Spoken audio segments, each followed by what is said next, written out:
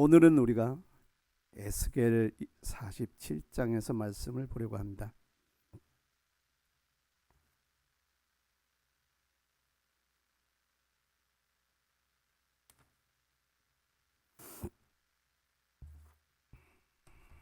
(47장) 1절부터 글씨가 조금 많아서 앞에 걸 보긴 좀 어려우실 거예요. 47장 1절부터 12절까지입니다. 제가 읽겠습니다. 그가 나를 데리고 성전문에 이르시니 성전의 앞면이 동쪽을 향하였는데 그 문지방 밑에서 물이 나와 동쪽으로 흐르다가 성전 오른쪽 제단 남쪽으로 흘러내리더라. 그가 또 나를 데리고 북문으로 나가서 바깥길로 꺾여 동쪽을 향한 바깥문에 이르시기로 본즉 물이 그 오른쪽에서 스며 나오더라.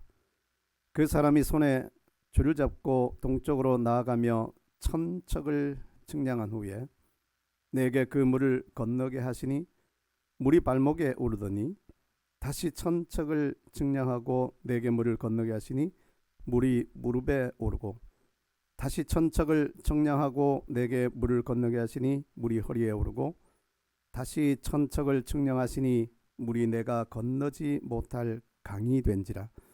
그 물이 가득하여 헤엄칠 만한 물이요 사람이 능히 건너지 못할 강이더라. 그가 내게 이르시되 인자야 내가 이것을 보았느냐 하시고 나를 인도하여 강가로 돌아가게 하시기로 내가 돌아가니 강 좌우편에 나무가 심이 많더라. 그가 내게 이르시되 이 물이 동쪽으로 향하여 흘러 아라바로 내려가서 바다에 이르리니 이 흘러내리는 물로 그 바다의 물이 되살아나리라. 이 강물이 이르는 곳마다 번성하는 모든 생물이 살고 또 고기가 심이 많으리니 이 물이 흘러 들어가므로 바닷물이 되살아나겠고 이 강이 이르는 각처의 모든 것이 살 것이며 또 이 강가에 어부가 설 것이니 엔게디에서부터 에네글라임까지 금을 치는 곳이 될 것이라. 그 고기가 각기 종류를 따라 큰 바다의 고기같이 심이 많으려니와 그 진펄과 개펄은 되살아나지 못하고 소금 땅이 될 것이며 강 좌우 가에는 각종 먹을 과실나무가 자라서 그 잎이 시들지 아니하며 열매가 끊이지 아니하고 달마다 새 열매를 맺으리니 그 물이 성소를 통하여 나옴이라. 그 열매는 먹을만하고 그 잎사귀는 약재료가 되리라. 아멘.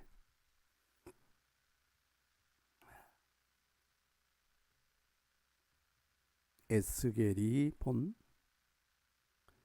생수의 강입니다.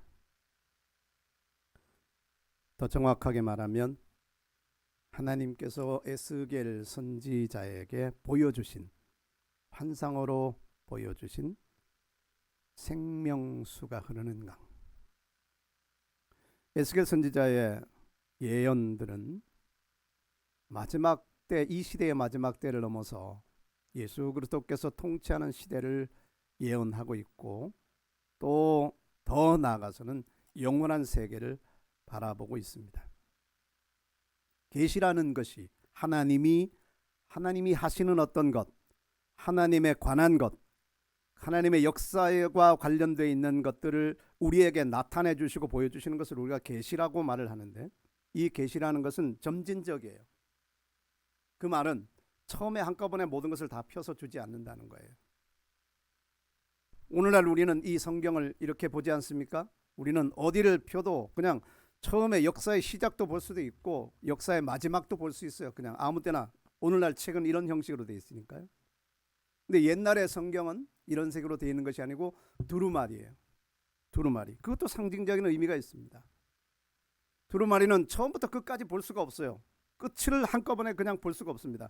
쫙 펴나가야 돼요. 차례차례 차근차근 역사선으로 차근차근 펴나가야 중간을 볼 수 있고 끝을 볼 수 있어요. 하나님의 계시가 꼭 이와 같아요. 한 번에 우리가 맨 뒤의 것을 한꺼번에 모든 전모를 다 볼 수 있는 것이 아니고 하나 보여주시고 하나 보여주시고 시대가 반복되고 또 계속되는 가운데서 하나님의 역사가 일어나면서 하나님의 어떤 모습을 또 보여주시고 또 거기에서 하나님이 하실 일들을 보여주시고, 그래서 최종적인 어떤 것을 더 선명하게 보게 되는 겁니다.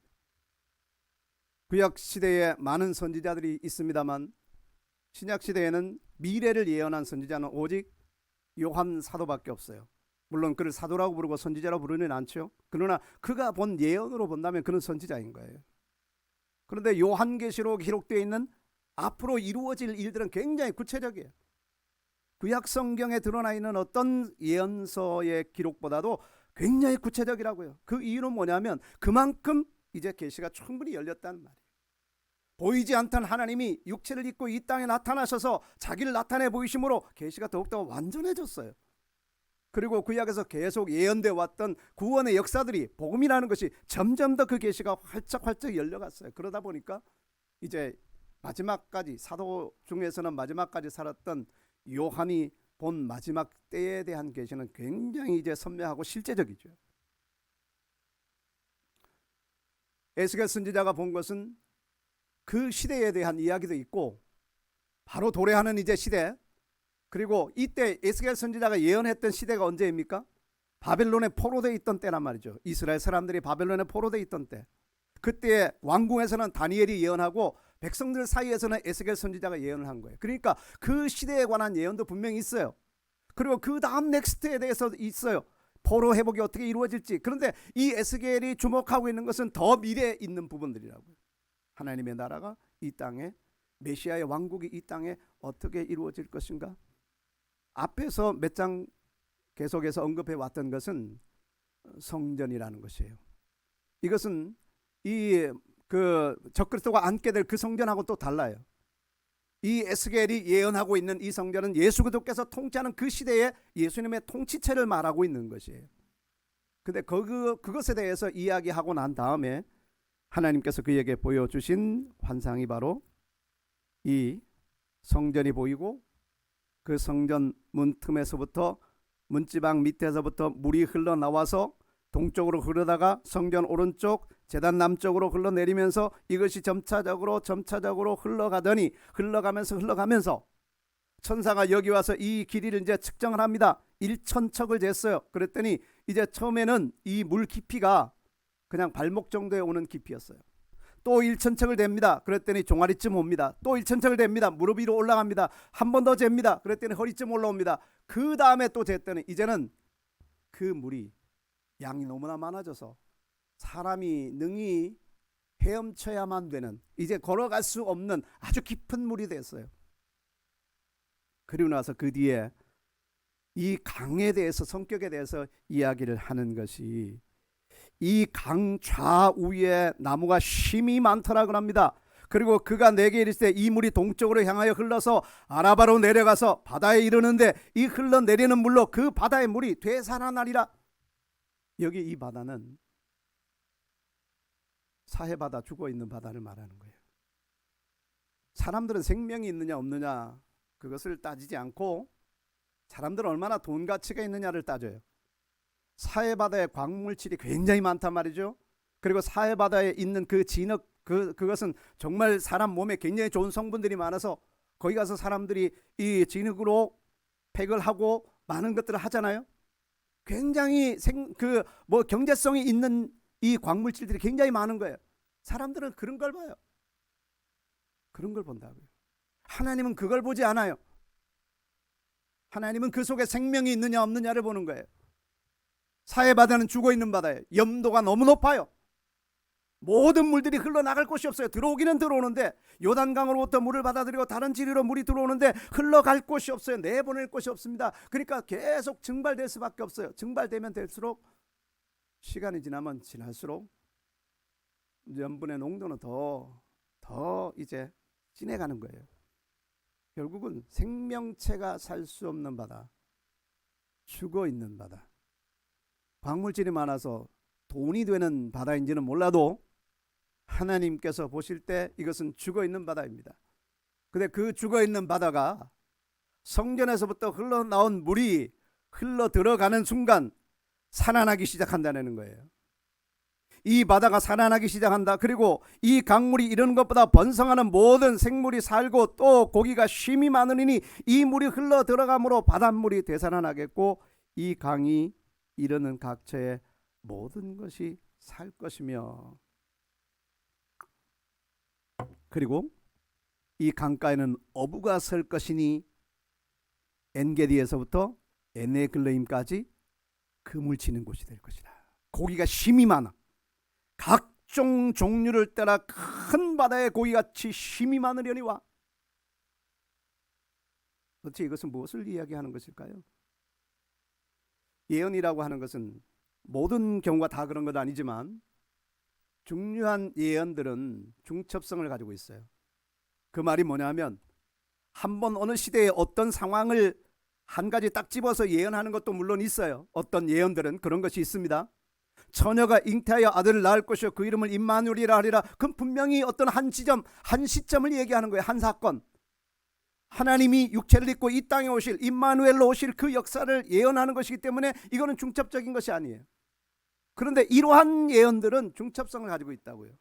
한 시대의 어떤 역사에 대해서 말하고 있지만 또 동일한 특징을 가지고 있는 어떤 다른 시대에 또 어떤 상황들을 예언하기도 해요. 그래서 똑같은 상황은 아니지만 특징에 있어서 동일한, 특징에 있어서 그 동일한 또 다른 시대의 어떤 사건들을 여기서 동시에 하나의 예언으로 지금 말하고 있다고요. 그러면 이 예언은 최소한 세 가지 내용, 예언, 그 앞으로 이루어질 일들을 품고 있어요.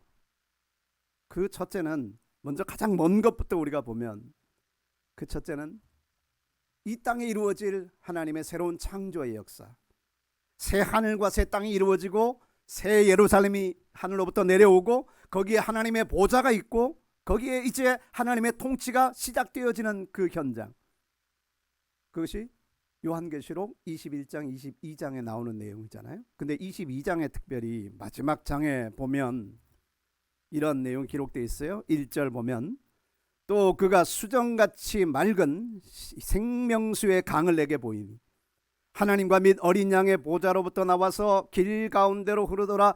강 좌우에 생명나무가 있어 12가지 열매를 맺되 달마다 그 열매를 맺고 그 나무 잎사귀들은 만국을 치료하기 위하여 있더라. 다시 저주가 없으며 하나님과 그 어린 양의 보좌가 그 가운데 있으리니 그의 종들이 그를 섬기며 그의 얼굴을 볼 터이요 그의 이름도 그들의 이마에 있으리라. 완성된 하나님의 나라. 우리는 그 하나님의 나라를 사모합니다. 그 하나님의 나라를 가기를 갈망합니다. 우리가 이 땅에서 천년만년 살 것이 아니고 이 땅에서 호의호식하면서 정말 모든 권세 모든 명성 다 누리면서 살려고 하는 것도 아니고 우리는 어떻게든지 하나님의 나라에 이르기를 원합니다. 하나님께서 영원전부터 예배하신 그 하나님의 나라에 우리가 도달하기를 원합니다. 그 하나님의 나라의 특징이 바로 무엇이냐? 여러 가지를 말할 수도 있겠지만 오늘 우리가 읽은 말씀의 그 관점에서 그 내용을 우리가 살펴보면 보좌가 있습니다. 예수 그리스도의 크고 흰 보좌입니다. 그리고 그 보좌에서부터 생명수의 강이 흘러나옵니다. 근데 이것은 어떤 모습이냐 하면 맑은 수정같이 맑은이에요. 수정같이 맑은 생명수의 강이 흘러나오는데 그 강 좌우에 생명나무가 있습니다. 12가지의 열매를 맺습니다. 달마다 매달마다 그 열매를 맺고 상상이 안 가요. 매달마다 열매를 맺는다. 아무리 기후가 좋은 인도네시아 쪽이나 아열대 기후 속에도 매달마다 열매를 맺지는 않습니다.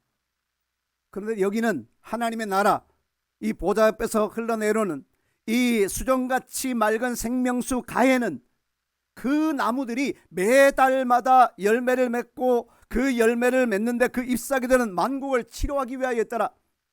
잎사귀도 치료제예요.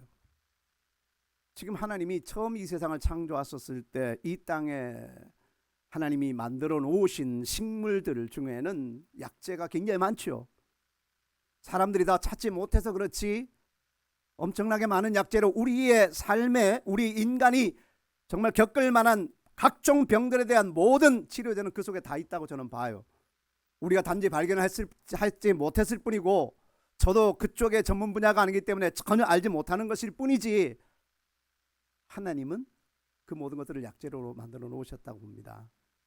그러나 그것과 비교할 수 없을 만큼 만국을 치료하는 약재가 될 것이다 그랬습니다. 그리고 다시 저주가 없고 그 하나님의 나라에는 더 이상 눈물 흘리는 것이 없고, 더 이상 슬픔이 없고, 더 이상 아픔이 없고, 더 이상 헤어짐의 고통스러움이 없고, 갈등의 고통스러움이 없고, 하나님의 나라는 정말 해됨도 없고 저주도 없고 부정적인 어떤 요소들이 전혀 없는 하나님을 닮은 완전한 나라. 에스겔이 보고 있는 첫 번째 예언의 대상은 바로 그것입니다. 그것을 지금 상징적으로 그림자로 지금 보여주고 있는 것이에요. 또 하나의 대상은, 또 하나는 예수 그리스도께서 이 땅을 통치할 때입니다. 이 땅에 어떤 일들이 일어나겠습니까? 지금 우리가 살고 있는 이 세대가 계속 끝까지 가지는 않을 겁니다. 그렇다고 해서 진화론자들이 이야기하는 것처럼 이 땅이 정말 오래전에 정말 완전히 멸망하고 공룡의 시대가 멸망하고 이렇게 했던 것처럼 이 땅도 멸종의 시대, 그런 상황으로 들어간다고 말을 하고 있지만 그것은 정확한 답은 아니에요. 물론 상상하지 못했던 재난들이 일어날 겁니다. 상상하지 못했던 힘든 일들이 일어날 겁니다. 우리가 살고 있는 이 세상이, 보십시오. 코로나라는 것, 질병이 3년 동안 휩쓸고 가고 한 나라에 전쟁이 지금 일어나고 있으니까, 우크라이나와 러시아의 전쟁이 지금 몇 달 동안 계속되고 있는 이 상황이 되니까 전 세계가 지금 타격을 받고 있어요. 식량의 타격을 받습니다. 당장 먹고 사는 문제. 그래서 각 나라에서 지금 엄청난 물가 상승 때문에 폭동이 일어나고 데모를 하고 심각한 상황 속으로 들어갑니다. 사실 직접적으로 우리나라와 전혀 관련이 없어요. 직접적으로 전쟁의 당사국들이 아닙니다. 그런데도 전 세계가 이제 서로 연결되어 있기 때문에, 모든 자원에서 서로 연결되어 있기 때문에, 식량 자원에서 연결되어 있고 에너지 자원에서 지금 연결되어 있기 때문에, 이 고통이 만약에 이보다 더 심각한 재해가 온다든지, 조금 더 심각한 이 코로나 같은 이런 질병의 상태가 온다든지, 전쟁의 범위가 조금 더 확장된다든지, 만약에 그렇게 한다면 요한계시록에 예언되고 있는 이야기들이 결코 과장된 말이 아니다. 충분히 그러한 상황이 우리들 가운데 이루어질 수 있다라는 생각을 합니다. 에스겔이 지금 보고 있는 것은 이러한 시대를 종결시키는, 이러한 혼란의 시대, 요한계시록에서 말하고 있고 에스겔서도 물론 말하고 있어요. 그리고 또 역시 스가랴서에도 말하고 있습니다. 이 시대의 마지막에서는 어쨌든 어쩔 수 없이 피할 수 없는 혼란이 오게 될 것이에요. 재난이라는 것이 오게 될 것입니다. 그리고 예수 그리스도께서 재림하실 거예요. 다시 이 땅에 오십니다. 처음에는 이 땅을 구원하기 위해서 오셨지만 두 번째 다시 오실 때는 주의 백성들을 온전하게 하고, 그리고 이 땅을 다스리기 위해서, 심판하고 다스리기 위해서 이 땅에 임하시게 될 겁니다. 그리고 나서는 그가 통치하시는 나라가 1000년 동안 이루어지게 될 것이에요. 그때에 관한 이야기입니다. 그때에 관한 이야기. 사실 하나님의 나라, 우리가 아까 보았던, 처음에 보았던 그 요한계시록 22장에 나오는 하나님의 나라에는 죽음 바다 이런 것이 없어요. 거기는 바다 자체가 없으니까요. 죽은 바다로 흘러가서 물이 살아난다, 이런 개념이 거기하고는 해당이 안 돼요. 그렇기 때문에 예언이라는 것이 모든 중첩성을 가지고 있더라도 모든 그 사건들마다 동일하게 적용되는 것이 아니고 특정적인 특징의 부분들만 적용이 되는 거예요. 그러니까 예수 그리스도께서 이 땅에 임하실 때 동일한 상황이 일어나게 될 것이에요. 예수 그리스도께서 통치하는 곳이 바로 성전이 될 겁니다. 성전이라는 곳이 사실 구약에는 하나님이 영으로 계시기 때문에 그 하나님 앞에 동물을 잡아가지고 제사 드리기 위해서 성전이라는 것이 필요했어요. 근데 그 하나님이 자기의 몸을, 자기가 육신을 입고 정말 그 육신을 성전 삼았기 때문에 더 이상 동물 제사를 드릴 어떤 성전이 필요하지 않은 것이에요. 예수께서 그 속에서 다스리시면 그것이 예수님이 다스리는 궁전이고 또 예수님이 거룩한 성전이 되어지는 것이에요. 근데 거기에서부터 물이 흘러나옵니다. 이 물은 어떤 물이냐? 살리는 강력한 힘을 가지고 있는 물이에요. 물이라는 것이 얼마나 힘이 있습니까? 하나님이 사람들에게 주신 선물 중에 귀한 것들이 정말 많이 있지만, 산소, 공기, 태양볕 이런 것도 많이 있지만 정말 물은 최고의 선물이에요. 사람이 물이 없으면 살 수가 없습니다. 물은 씻는 역할을 할 뿐만 아니라 물은 생명을 줍니다. 생명을 줘요. 근데 이 물이 흘러내립니다. 이 물이 흘러내려요. 처음에는 적은 양으로 흘러나오기 시작하지만 이 물이 점점 가면서 어디서 합쳐지는 것도 없는데 점점 더 가면서 깊이를 더해가고 양을 더해가고 나중에는 정말 생명의 강이 되어 흘러넘칩니다. 근데 이 강이 흘러가는 곳마다 살아나는 역사가 일어나고 있다. 그리고 특별히 지명이 나오지 않습니까? 바다가 살아날 것이요. 그죠? 바다가 이것이 이르는 흘러내리는 물로 그 바다에 물이 되살아나리라. 이 강물이 이르는 곳에 거기에 이 지명이 나오는데 엔게디가 나오고 에네글라임이 나옵니다. 이것은 사해 바다 주변에 있는 해변 도시예요. 이거는 마지막 때의 새 하늘과 새 땅에서 있을 이야기가 아니에요. 예수 그리스도께서 이 땅을 통치하시게 될 때 모든 저주가 어찌됐든 완벽하게 다 없어지지 않겠습니다만 어쨌든 그 저주들이 거두어지고, 그리고 이 땅에 예수님이 통치하는 그때에 무엇보다도 예루살렘 그리고 또 이스라엘 여기에 중심에 하나님의 통치의 역사가 일어나는 것이 바로 뭐냐? 죽었던 광야가 살아나고 메말랐던 그 광야에 길이 생겨나고 강이 생겨나고, 그리고 강물이 흐르는 곳에 죽은 바다가 살아나고 있다. 강은 자연적인 상태에서도 언제나 살려주는 역사예요. 인류 역사를 우리가 돌이켜보면 모든 거대한 도시, 새로운 문명은 강을 중심으로 일어났어요.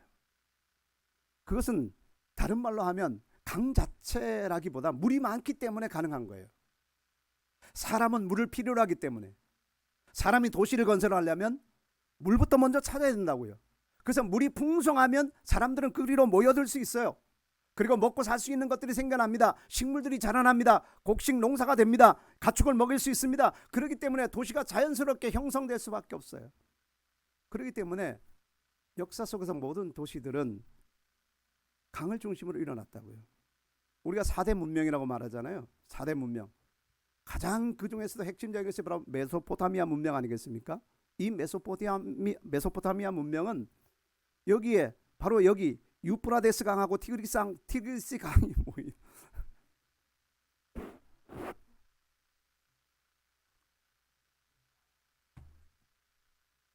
배가 고파요. 그 나이가 들면서 말을 많이 하게 되면 기운이 딸리더라고요. 그 발음이 자꾸 이렇게 될 때가 있어요. 양해해 주세요.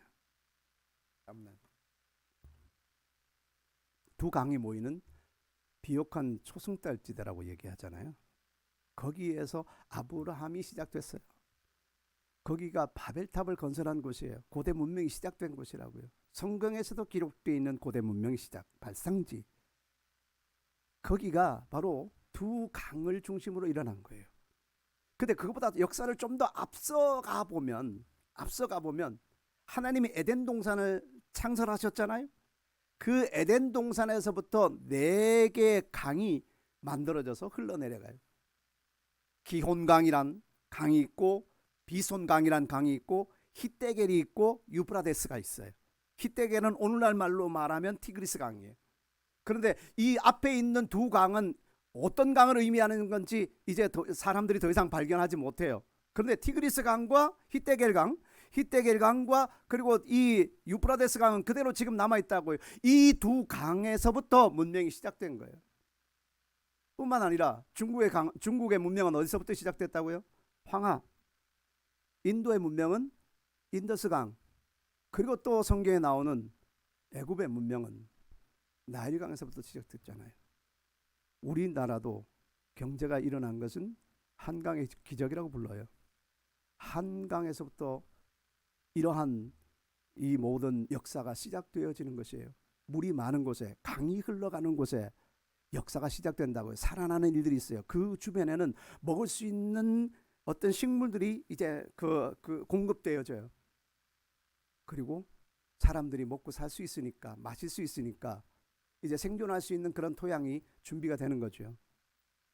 하나님의 역사 가운데서 하나님께서 우리들 가운데 은혜를 베푸시는, 하나님께서 우리들 가운데 역사하시는 어떤 상징적인 용어가 하나 있습니다. 그것이 뭐냐면 내가 사막에 길을 내고 광야에 길을 내고 사막에 강을 흐르게 하겠다.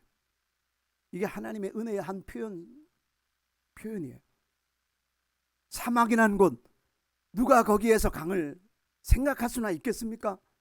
광야라는 곳에 사람이 다닐 만한 길이 만들어진다는 것, 우리가 어떻게 생각할 수 있겠습니까?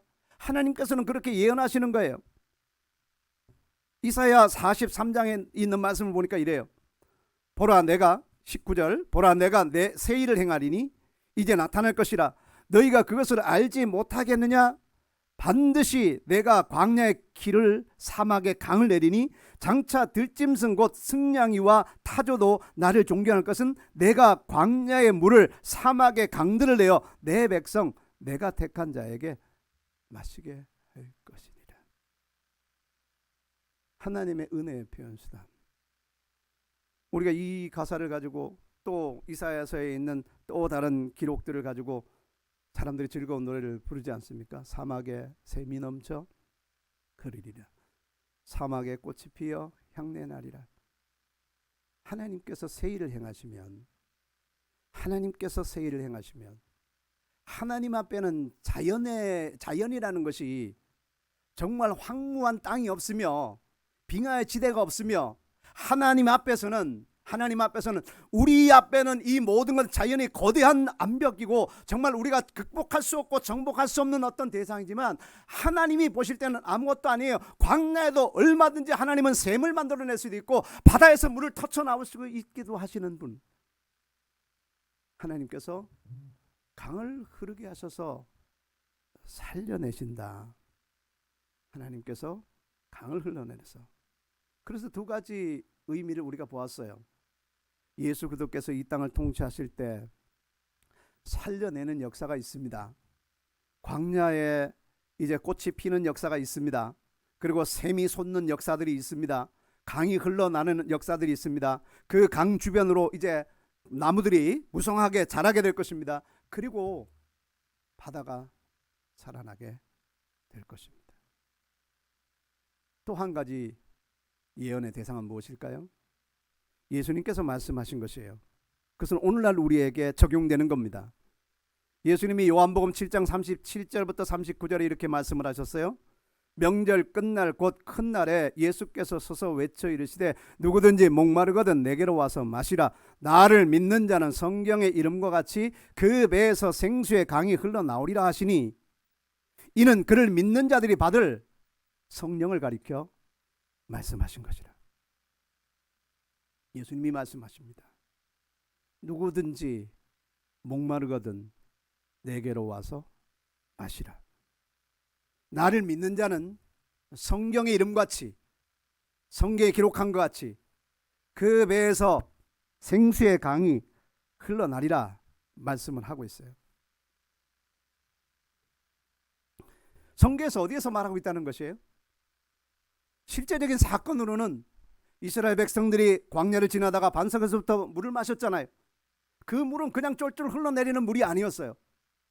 우리가 가끔 성경의 이야기들을 사람들이 어떻게 이해하고 있고 어떻게 표현하고 있을까를 보려면 그림을 검색해 보면 돼요. 성경 사건에 대한 그림들을 한번 검색을 해보세요. 그러면 이 사람들이 이때의 사건을 어떻게 이해를 하고 있는가, 그걸 우리가 알 수 있어요. 근데 그 반석에서 물이 나오는 이 사건, 이것을 그림을 보면 정말 천차만별이에요.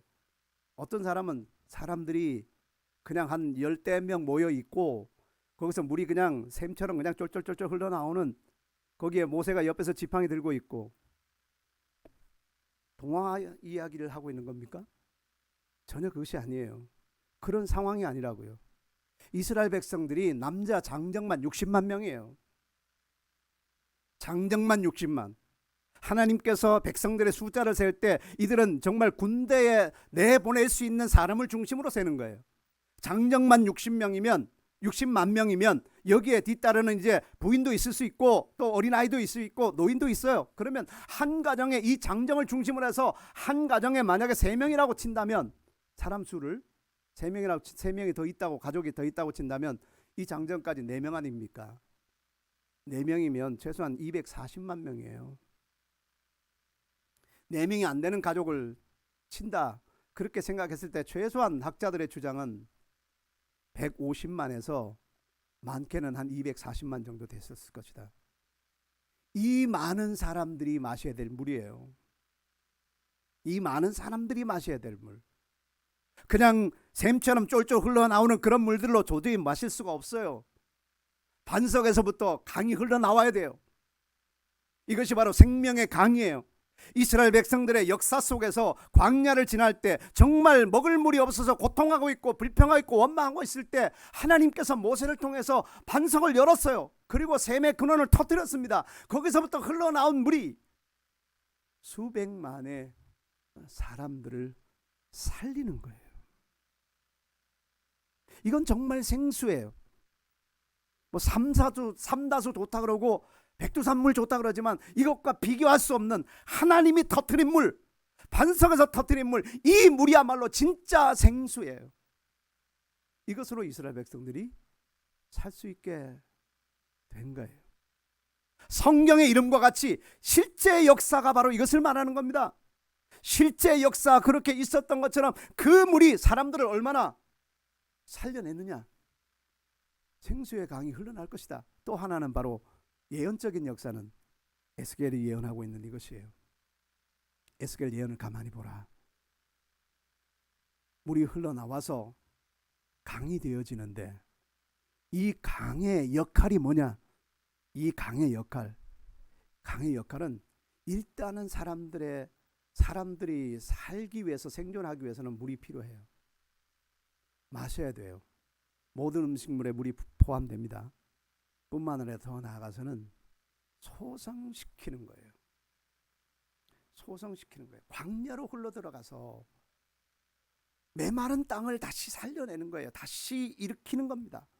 시들은 나무를, 시들은 풀들을 다시 소생시키는 거예요.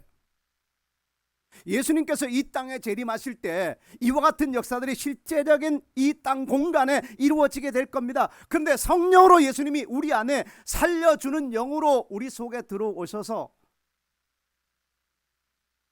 예수님께서는 오늘도 실제적으로 그런 역사들을 이루어내시는 겁니다. 제가 지난주 설교를 하면서 오랜만에 또 우리가 함께 기도하면서 한 가지 느낀 것이 있었습니다. 그것은 내가 그동안 나의 설교가, 나의 방향이 이론과 지식에 치우쳐 있었구나. 틀린 것은 아니에요. 제가 그것은 확신해요. 이론을 말하고 지식을 말하는 것이 틀린 것은 아닙니다. 그런데 균형이 필요했어요.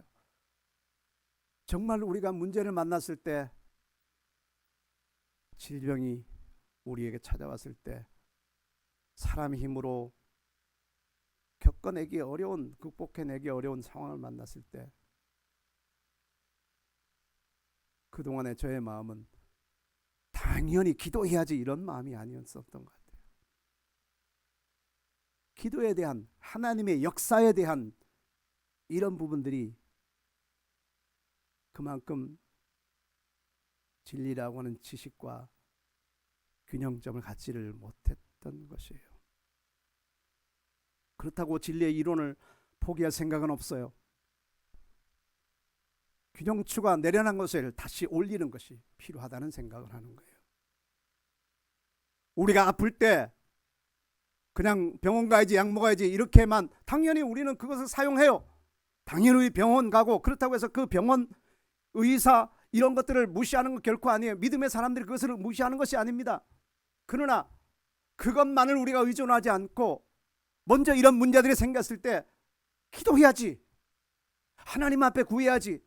하나님은 우리들 가운데 정말 우리의 영혼들을, 우리의 육체를, 정말 시들었던 우리의 육체를 소생시킬 수 있고, 메말랐던 광야 같은 우리의 땅을, 우리의 육체나 우리의 심령이나 이 모든 것들을 다시 소생시킬 수 있고, 그 속에 다시금 생명이 움틀 수 있도록 할 수 있다라고 하는 거예요.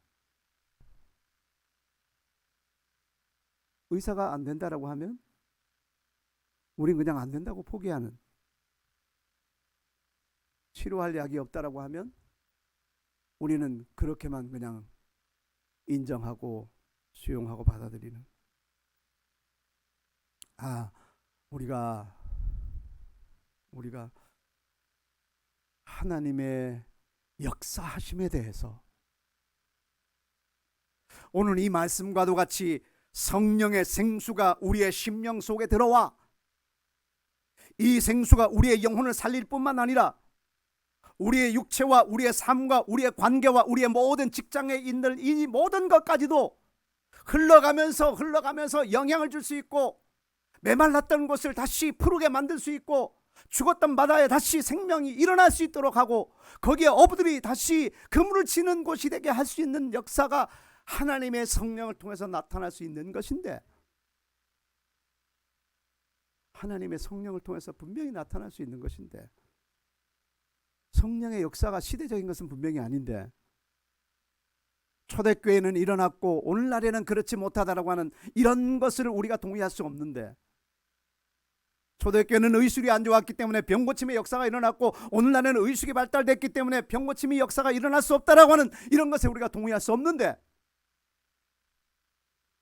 우리의 마음이 하나님의 역사를 기대하는 것에서 많이 멀어져 있었구나.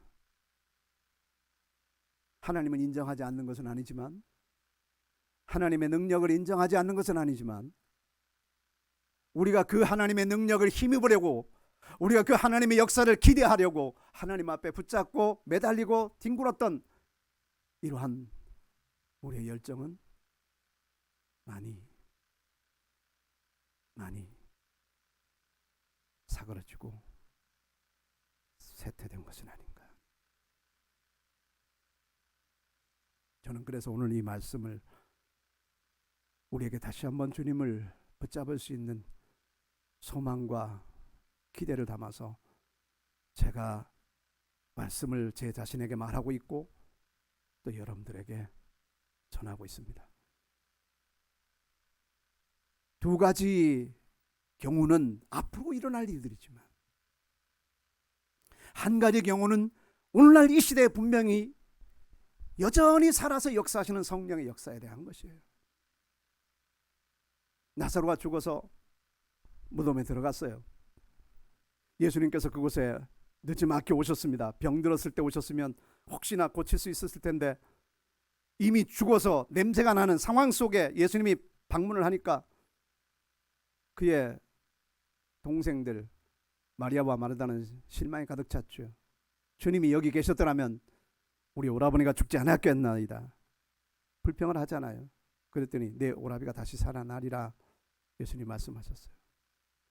그에 대한 그 여자들의 대답은 어땠을까요? 내 마지막 날에 살아날 줄을 믿습니다. 우리의 신앙이 마지막 날 천국 가는 것에 대한 것 분명히 확실하게 해야 돼요.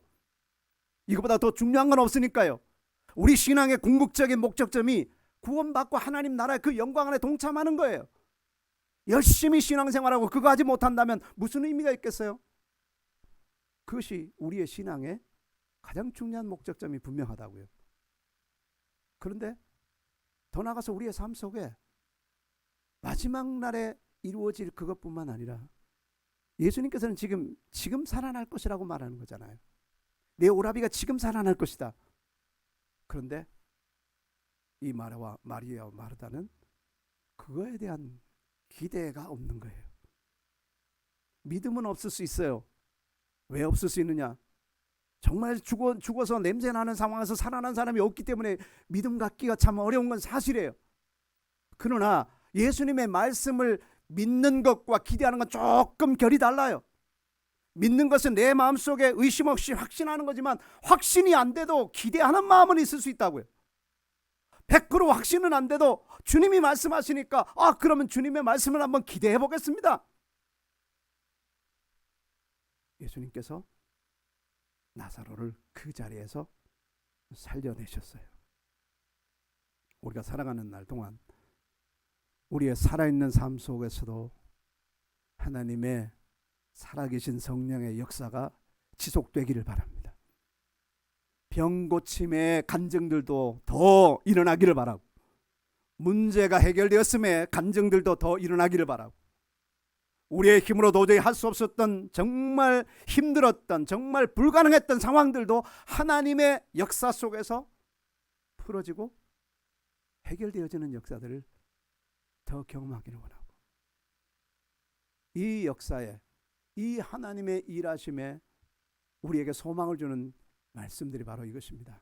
하나님의 성령이 역사하시면, 강물처럼 흘러가면